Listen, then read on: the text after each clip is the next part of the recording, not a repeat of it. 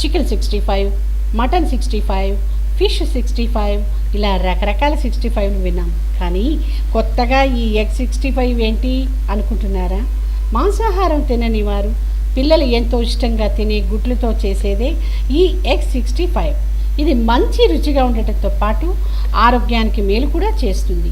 సాయంత్రం స్కూల్ నుంచి ఇంటికి వచ్చే మీ పిల్లల కోసం ఓసారి ట్రై చేయండి. మరి ఎక్టేరియన్స్ కోసం ప్రత్యేకించిన ఈ వంటకాన్ని ఎలా తయారు చేయాలో చూద్దాం. ఎగ్ 65కి కావలసిన పదార్థాలు: గుడ్లు 6, అల్లం 2 ముక్కలు, వెల్లుల్లి 6 నుంచి 10 రెబ్బలు, పచ్చిమిర్చి 6, కొత్తిమీర కప్పు, కరివేపాకు కప్పు, గరం మసాలా 4 టీ స్పూన్లు, తక్కువ కూడా వేసుకోవచ్చు, కారం పొడి సరిపడినంత, కాశ్మీరీ కారం పొడి రంగు కోసం 2 టీ స్పూన్స్, ఉప్పు సరిపడా, పెరుగు 2 కప్పులు, చిల్లీ సాస్ కొద్దిగా, జీలకర్ర పొడి 2 లేదా 3 టీ స్పూన్లు, చక్కెర 2 టీ స్పూన్లు, కార్న్ఫ్లోర్ 1 లేదా 2 కప్పులు. తయారీ విధానం: మొదటగా గుడ్లు ఉడకబెట్టుకోవాలి. ఉడికిన తర్వాత గుడ్డులో నుంచి వచ్చే సొన వేరు చేసి తెల్లగుడ్డు మాత్రమే తీసుకొని చిన్న చిన్న ముక్కలుగా కట్ చేసుకోవాలి. ఈ ముక్కలకు సన్నగా తరిగిన అల్లం, వెల్లుల్లి, పచ్చిమిర్చి ముక్కలు, కొద్దిగా కారం, గరం మసాలాతో పాటు కొద్ది పరిమాణంలో బ్రెడ్ పౌడరు, కార్న్ ఫ్లోర్ వేసి కలుపుకోవాలి.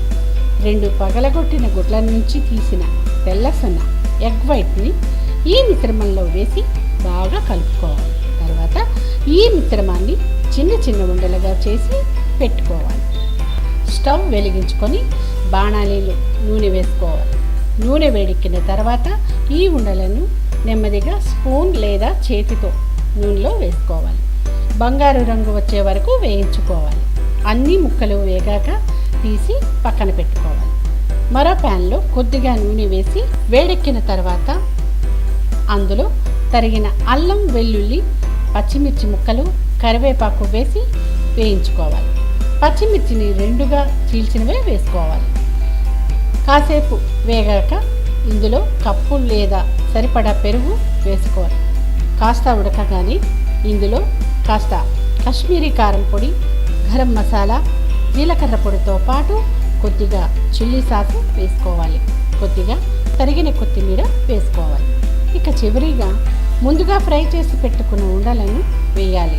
మంట కాస్త పెంచి ముక్కలకు గ్రేవీ బాగా పట్టే వరకు ప్యాన్ను అటు ఇటు కదపడం చేయాలి. బాగా ఉడికింది అనుకుంటే వెంటనే స్టవ్ ఆర్పేయాలి. ఇక అంతే, రుచికరమైన ఎగ్ 65 రెడీ అయినట్లే.